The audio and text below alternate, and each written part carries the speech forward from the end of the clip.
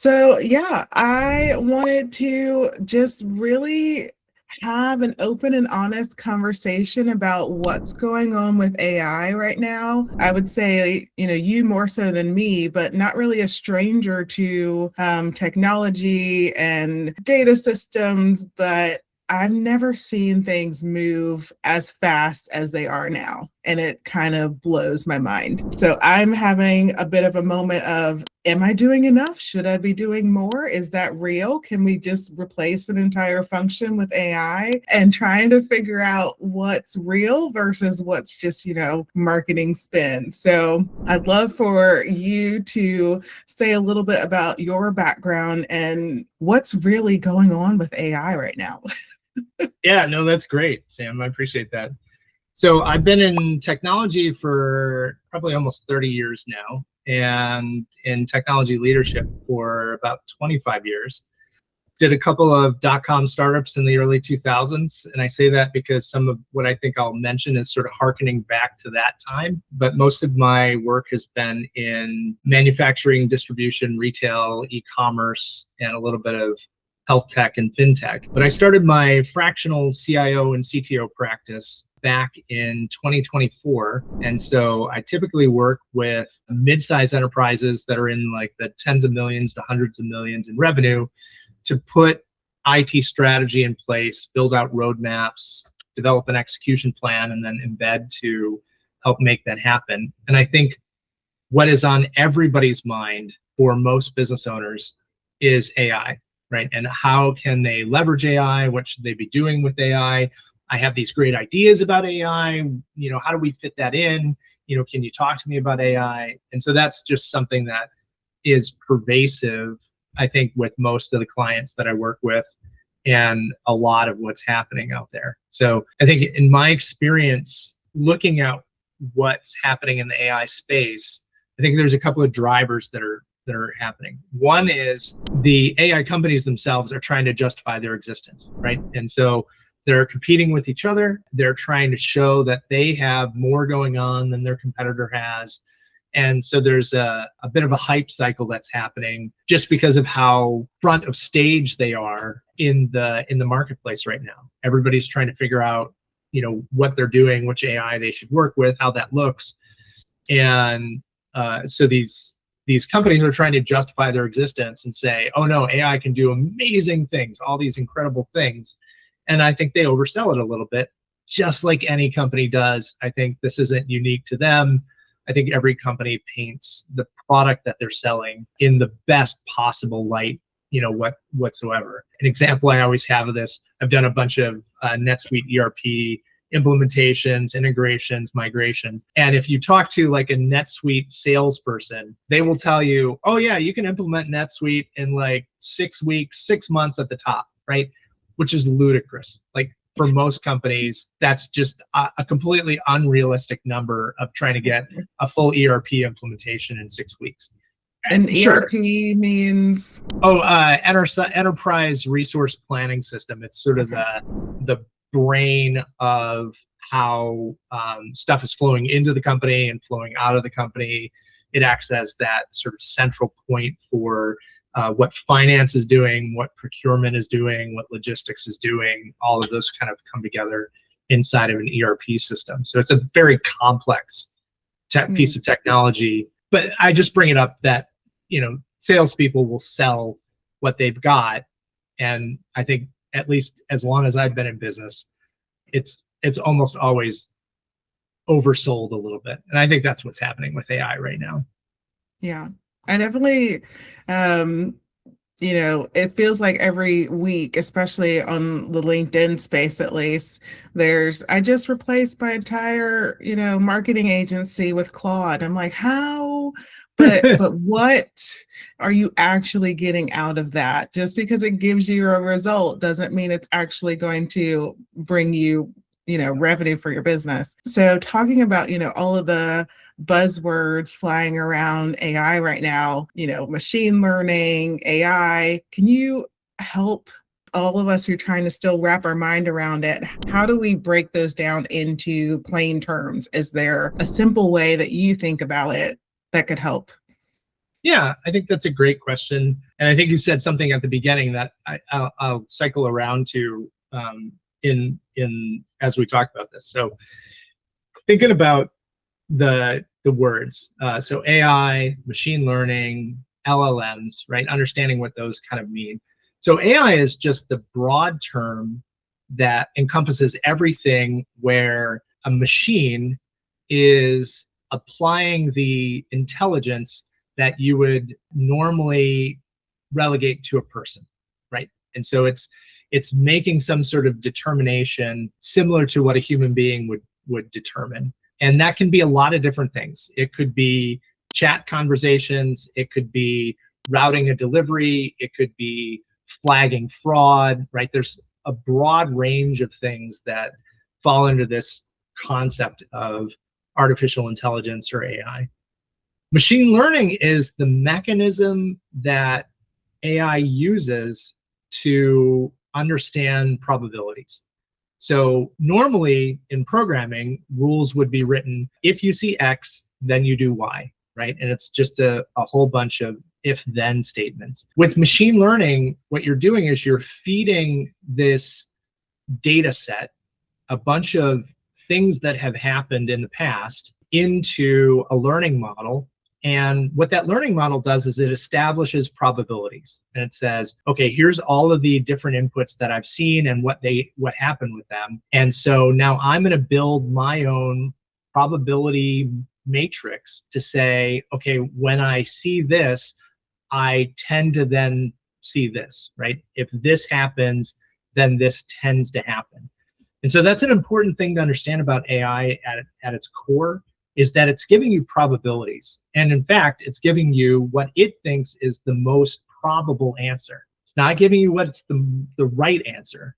It's just giving you what the most probable answer is, even if that probability is very, very low. It's just the most probable one. So if all of the answers are 10% probability and there's one answer that's 11% probability, it will give you the 11% probability answer. That doesn't mean And it's say right. it just as confidently as it wants to say it.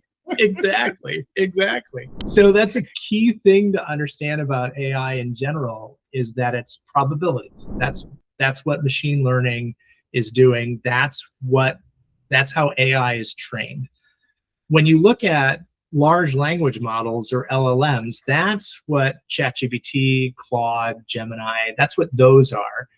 And it's essentially AI that has had machine learning applied and been trained on massive amounts of text.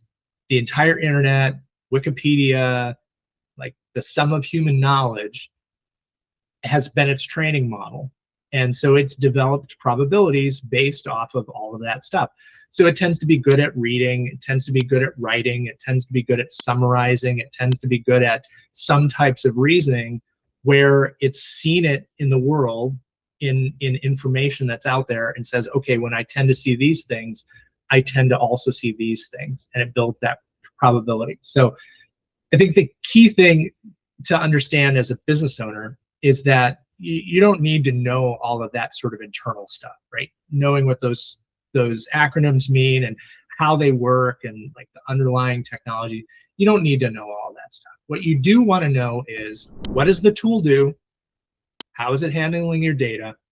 And where does it make mistakes, right? When you understand that AI is just giving you probabilities, and it's giving you the single most probable thing, no matter what that number is, right? That gives you a sense of where it can make mistakes. And then you want to understand, what does the tool say it can do? And then how is it handling your data, so you know what you want to be careful about feeding.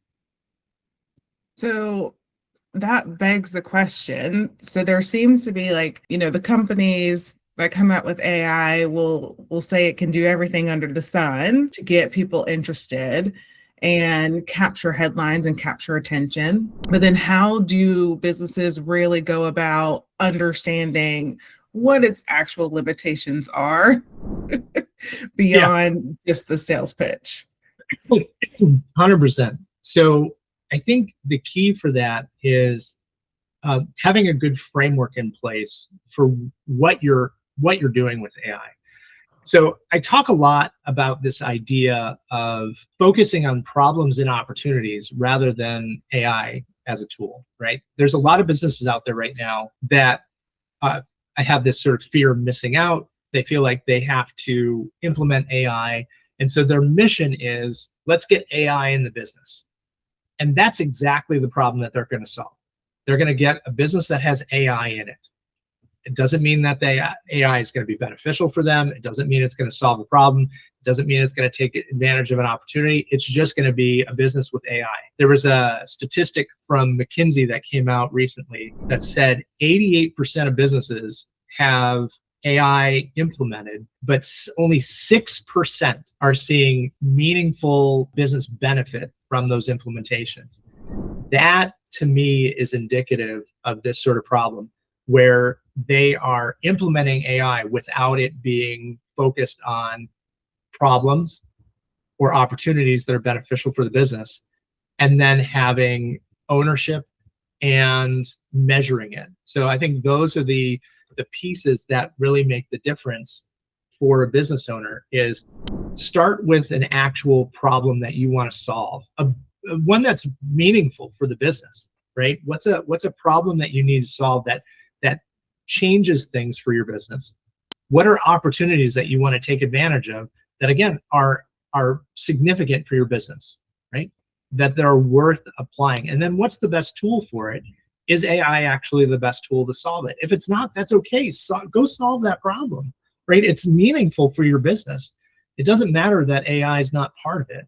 But if AI is, great. Then you have a single person that's owning that output, right? So you have a champion that is, and they don't have to be technical, but it should be an individual who is meaningfully tied to that output.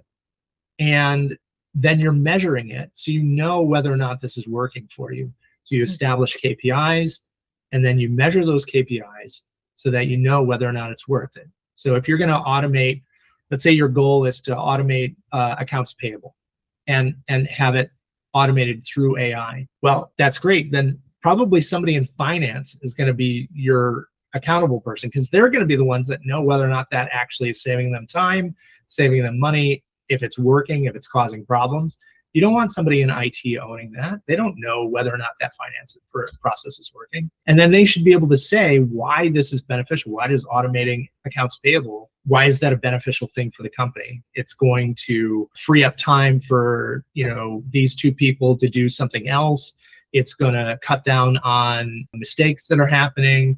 It's going to reduce the friction for getting, accounts paid, so we're not hitting late fees or whatever it is. Like, there's a set of goals that should be established, and then you're measuring to say, okay, how are we doing on a monthly basis? What does that look like quarterly? Did this actually meet our expectations? Yeah. So what I'm hearing is real business goals tied to real humans that can be accountable and essentially responsible for what the AI gives you. And I really like how you said you may get to the end of this process and realize that AI might not be your best tool. I like that you take that approach, because one of the things that I'm finding is by the time I've used all of my tokens to even test through, was this, saving time or not, the money's gone. And now I'm like, okay, was that really beneficial, or could I have just trained, a VA to do this for me? Yeah, no, that's a great question. Or it's a great observation. And I think it's something that a lot of, matter of fact, I know it's something that a lot of people run into. It was a couple of weeks ago, I was at a group meeting where there's a bunch of AI practitioners, and that's something they were all talking about, was running out of tokens and what they do in that environment, how are they handling overages, this, that, the next thing. And I think you want to have, so automation has been around for a while, right? Since computers have been around, computerized automation has been part of it. AI is, I think, just the new evolution of that, concept. But even when you were just talking about standard computerized automation, you had to think about the time and effort that it took to build the automation versus the time savings that you were getting from the automation. So when you're thinking about how you want to build, if automation is beneficial for you, and AI automation specifically seems like it's the right fit, right? Then you're going to spend time on the front end, you're going to spend tokens, you're going to spend effort to build out that process. But what you want to be able to see is that then after that process is in place, the tokens and effort drops significantly so that it's actually beneficial for you. You're not going to know that initially, right? You might put in a week's worth of work and tons of usage and maybe some overage on top of it, right? And so you've invested that, and it might not work out, but that's okay. Like you want to be open to experimenting, but you have to treat it as an R&D process, right? You have to see it as an investment of time that has to meet certain benchmarks. And if you find that an investment is starting to spin out of scope, out of the guardrails, well, then maybe you got to pull back. And where I see that happening is when you start with a bad process, right? If you're trying to automate a process that's not well articulated, that isn't a real good process to start with, throwing AI at it is not going to make it better. It's just going to make it wrong faster, right? And so, like, say it again for you. those in the back. Say it again for those in the back. So, that's the thing I talk to people a lot about is let's build the manual process first. Let's see if this works. If we've got human beings in each of these steps, how does that work? Is that effective? If it is, okay, great. Then where can we replace those human beings with AI? Just, can we do it here and here, but not here? We need human in the loop at this point. Or, can we replace it at multiple points or whatever?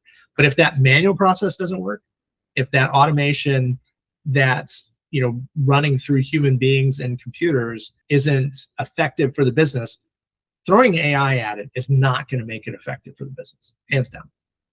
Yeah, the analogy that I heard that just really stuck with me was AI is like strapping a jetpack onto a tricycle. If you don't have the underlying data and processes in order, it's not going to turn out very well for you.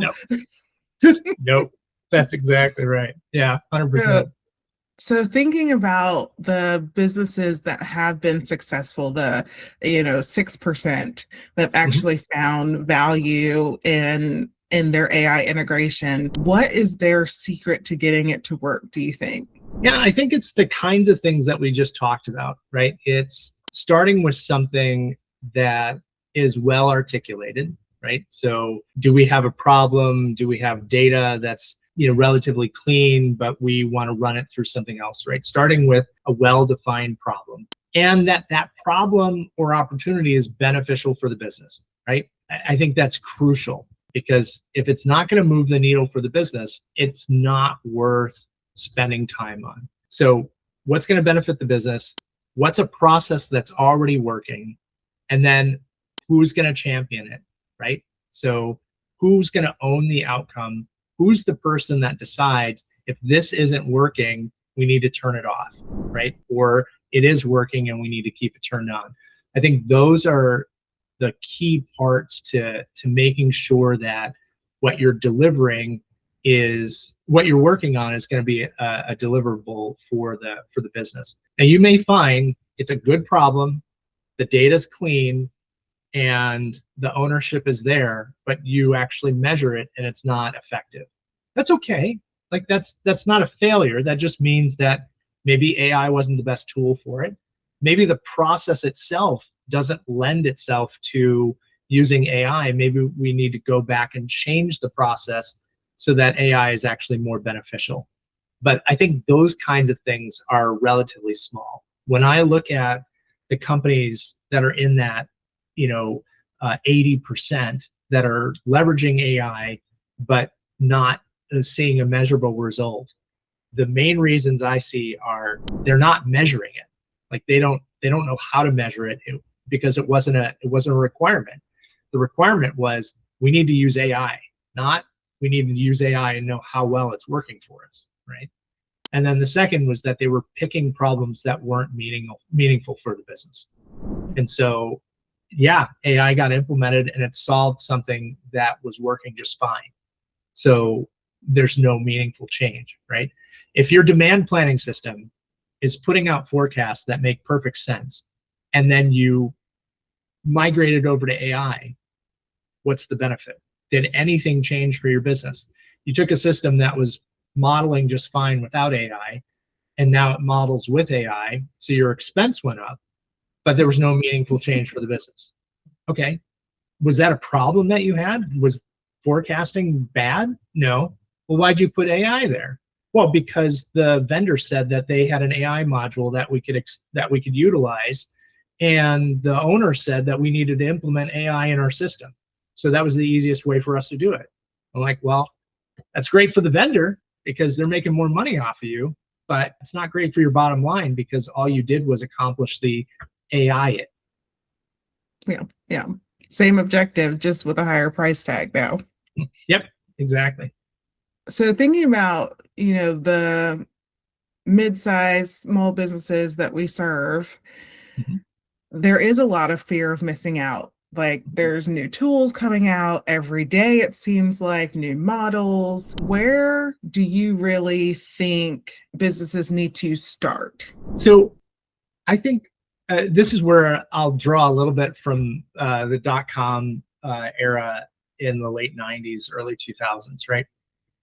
So back then, you would find that there were a number of business owners, a large number of business owners, that thought that the internet was a fad, that websites for their business weren't important, that having some online presence didn't matter. They didn't need an email address. Social media didn't even exist yet, so that wasn't even a thing. And that just wasn't how customers were going to find them, and that wasn't important to them.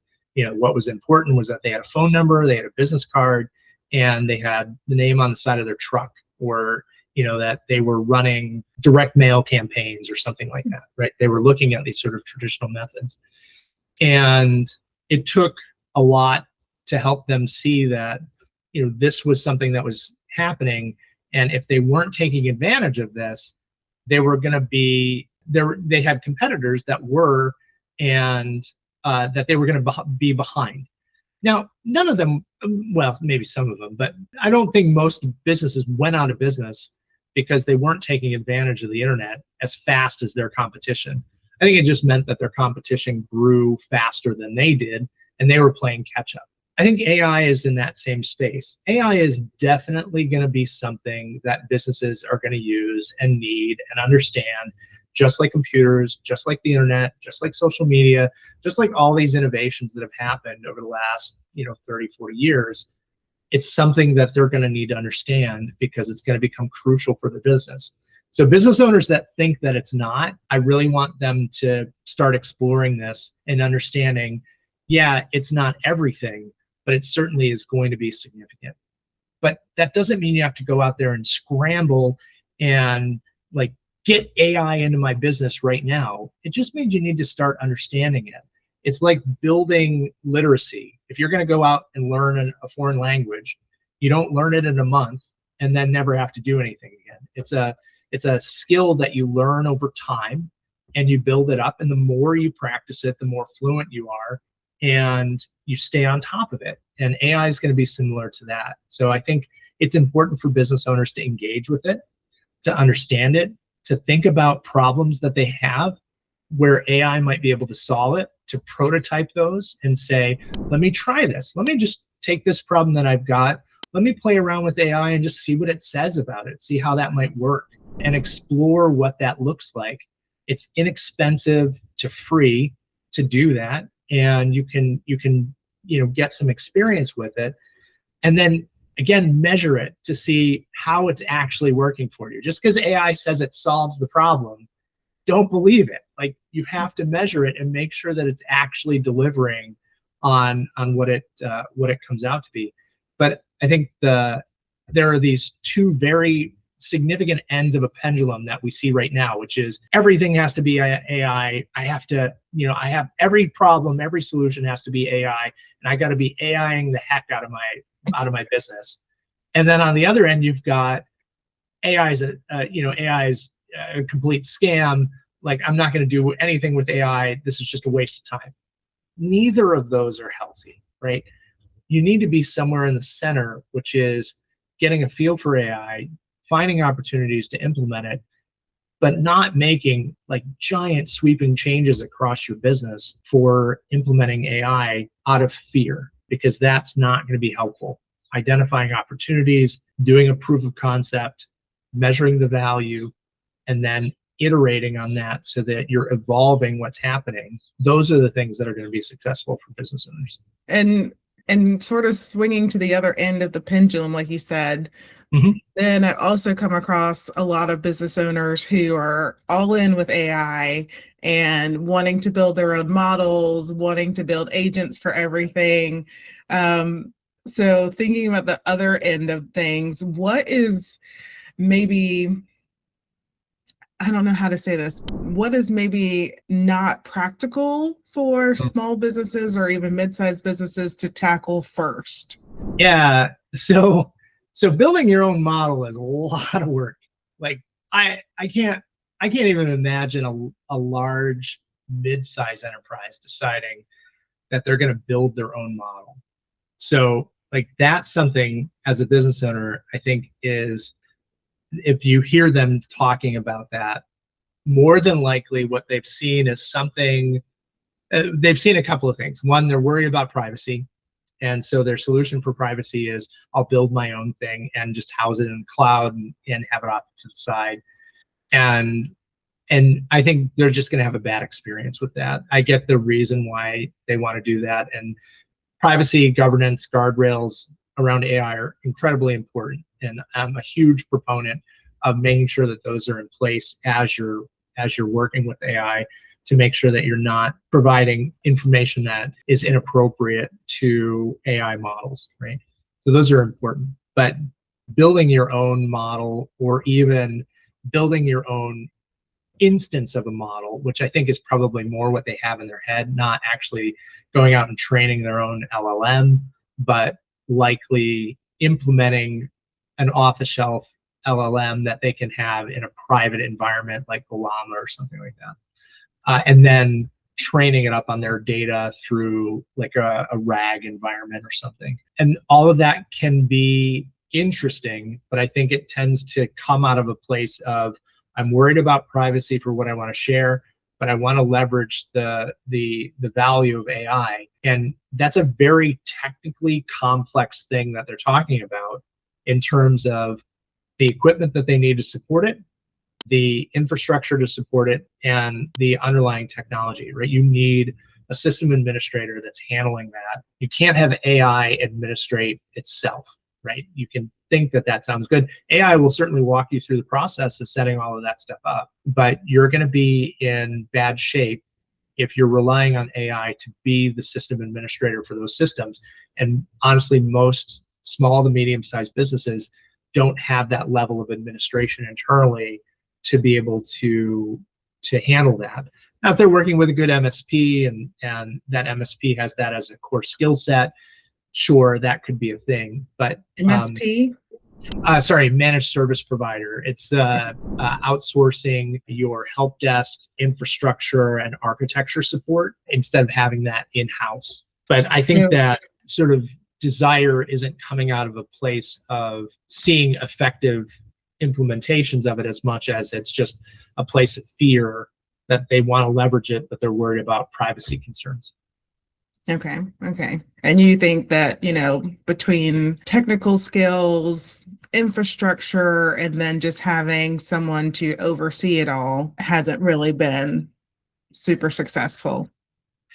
Yeah, there's some ways to do it that are less technically complex and have privacy controls in place. Amazon Bedrock is an ecosystem that lets you have your own model inside of there, which means that you have better privacy controls on it. But there's a cost with that. They do maintain a lot of it, but again, it really needs to be a budget discussion at that point. This is what you're looking at spending.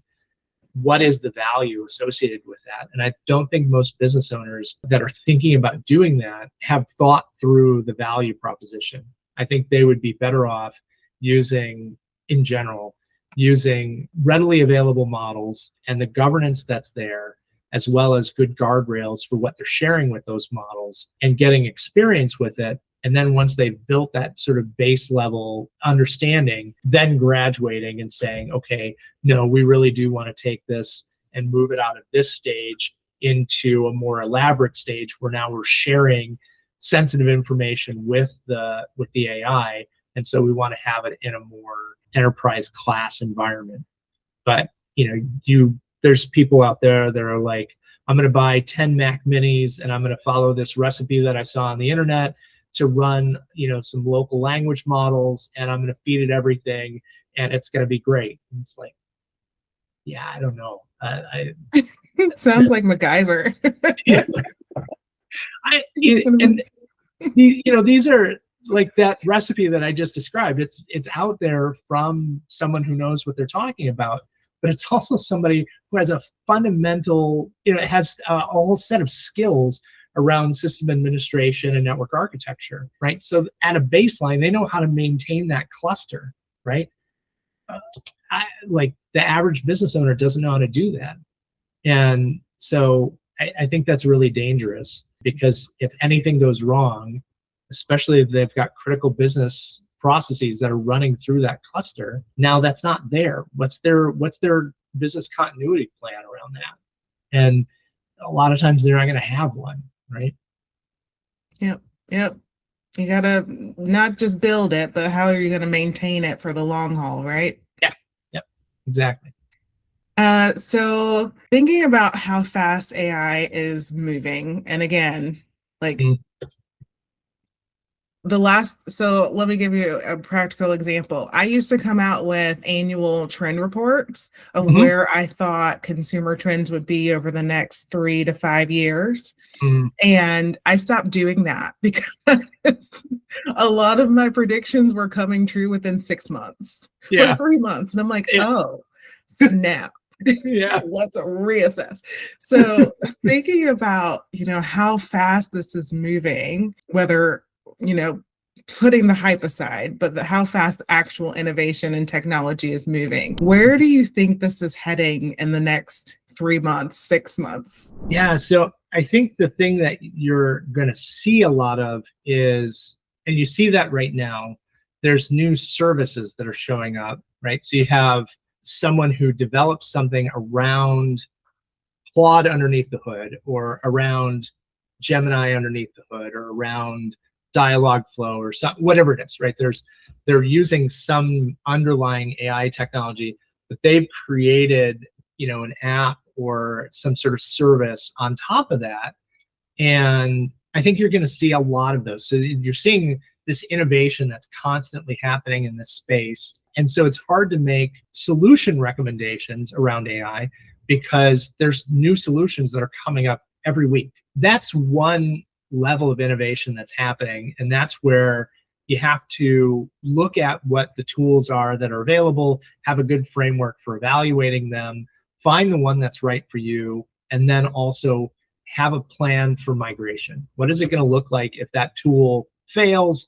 If there's another tool that's better, like how are we going to migrate around that? Because most of the time, in most enterprise technology environments before AI, the need to kind of churn away from one solution to another solution was less, right? You had to have significant drivers that were saying, this piece of technology, this CRM that we're using is insufficient for what we're doing with it. We need to move to a different CRM. Like, that's not something that happened in 3 months, right? That's something that happened in years. The business grew too fast, or the business outgrew the CRM that they had. The CRM that they had, business struggled, and so they were closing down, so you had to migrate, stuff like that. But it was happening over a longer time period. You're seeing that now over a much shorter time period. 3 months from now, if you're using granola, as your transcription service. 3 months from now, there may be something else that's significantly better than it. And you may want to shift because there are just that much, the features are better, whatever else. And so you have to think about those kinds of things, I think, more now than we've had to think about in the past. So there's that. The underlying technology, what most of these things are built on, which are these large language models, that's constantly moving, but not in these big quantized shifts. Like, there's not this massive difference between, Opus 4. Sonnet 4.6 and Opus 4.8. Like, there's not like some seismic shift between those two models. It's an evolution, and Fable was an evolution from that, and there will be something else that's an evolution from that, right? Each of these models, or if you're, in ChatGPT, 5.2 versus 5.5 versus whatever, right? Each of those models is an evolution, but they're not these huge shifts in what it can do and how well it does it. So I think you're going to see that capability evolve on a yearly basis, and that if you look at what 4.0 could do for ChatGPT versus 5.5, right? There's a big difference between those two. And I think you see the same thing in Claude. If you looked at, a 3 model of Claude versus what's happening in a 4 model, there's a big shift there. But that's a year, a year's time window. And again, I don't think it changes it materially for a business, for most businesses, because the model is still going to do the fundamental things that it does right now. It's just going to do it better. It's going to have better probabilistic answers for what you're looking for. So an example of this might be around writing. Right now, AI takes a fair bit of work to sound like you. Out of the box, it does great writing, but it sounds like AI. If you really want AI writing to sound like you got to make a pretty significant investment. And even then, it still isn't there, and you still have to come in behind it and make some editing to really have it have your voice. A year from now, that may not be the case. And that certainly was what we saw in video, for instance, right? There was, these significant shifts in the quality and level of reality that you saw in video versus, a year prior. And so I think those are the kinds of things that you'll see in the space where it just gets much better.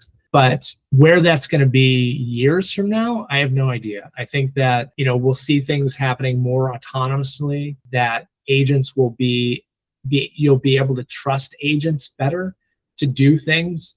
And again, it has to do with probabilities and the ability for it to know what's a good probability versus a bad probability. One of the things that I think the AI companies really need to have a better system built around is that there's thresholds to the probability.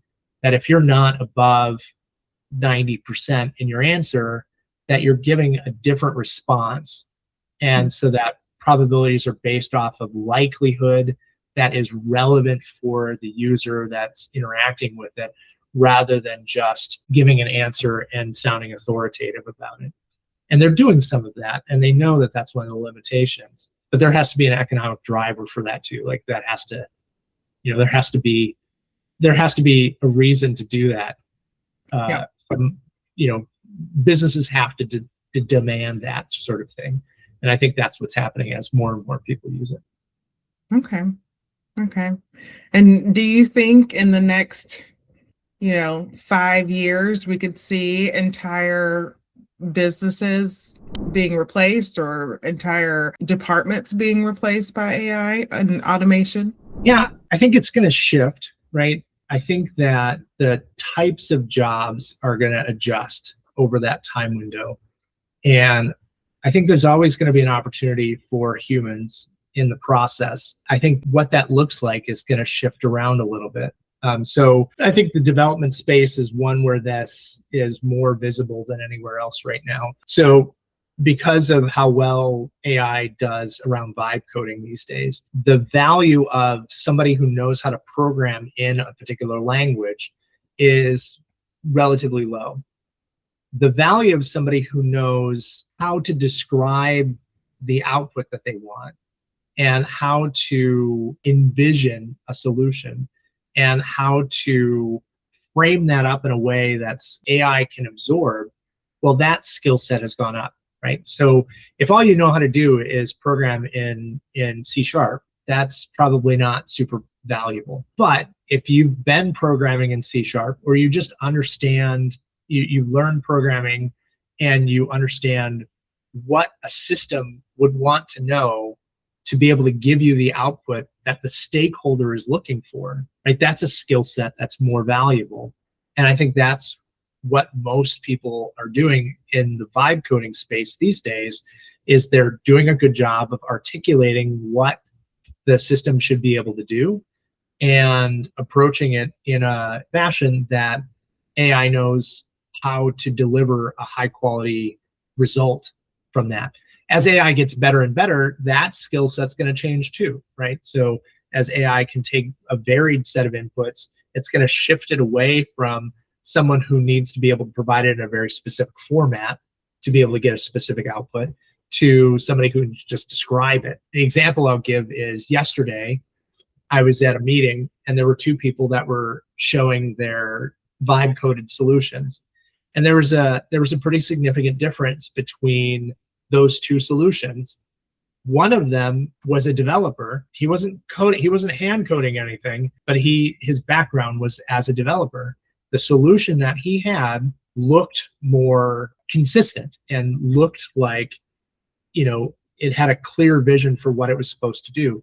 The other person was not a developer, but they had an idea. They knew what they wanted their solution to do, but it was more organic, right? And these different things, it had all these different capabilities, but maybe the overall design wasn't as cohesive as this other solution, right?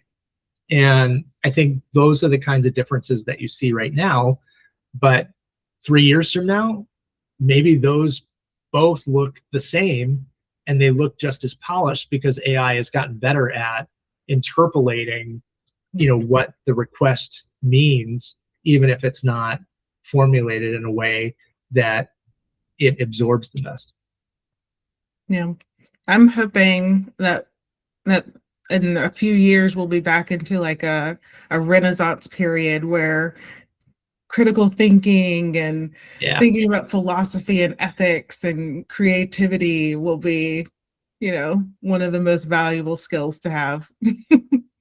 I'm there with you, Sam. I agree 100%. I've always said, so I've built lots of teams over my years, and I've always said to HR or recruiters or anybody I was working with when I'm bringing on people onto my team, that critical thinking skills and problem solving are the two things that I want out of people on my team. Everything else I can teach, but critical thinking skills and problem solving are things that it just takes a lot more time to teach someone. And if they're coming in the door with that, they're going to be a more effective member of the team more quickly, right? And I think that is something that AI is just always going to struggle with, is critical thinking skills and problem solving, because those require inspiration and creativity. And that's just not what AI has. What AI has is the ability to look at how things have happened in the past and then say, okay, this is what I think your answer should be based off of what I know. But that isn't inspiration. That's not taking that, that creative leap that only human beings can really do. And so I think those kinds of skills are going to become prioritized. Well said. Very well said. So thinking about how people can get in contact with you, when we put this up, there might be some questions that they can drop in and we can get those answered. But if people want to reach out to you, what's the best way? Yeah, they can find me on my website. It's my last name, which is fenema.io. So FENNEMA.io. And that's my fractional CIO, CTO consulting practice. There's a contact form on there, and my email is just jeremy@fenema.io. So you can just send me an email as well. And I'm happy to help answer any questions I can. And if there's anything that I can do to help any of the listeners, I'm more than happy to do that. Awesome. And I'll also take the time to do a shameless plug for our AI co-working. So from time to time on Mondays, we connect and talk through what's really going on with AI and how can we get through some of our challenges together. So It is always a a great time, pleasure. Sam. That is Yeah, always a great time. I enjoy being part of that, and we have a good time in that group. So for sure, yeah, plug that. That's good. yeah. Again, with the laughs and the F-bombs, I'm here for it. Okay.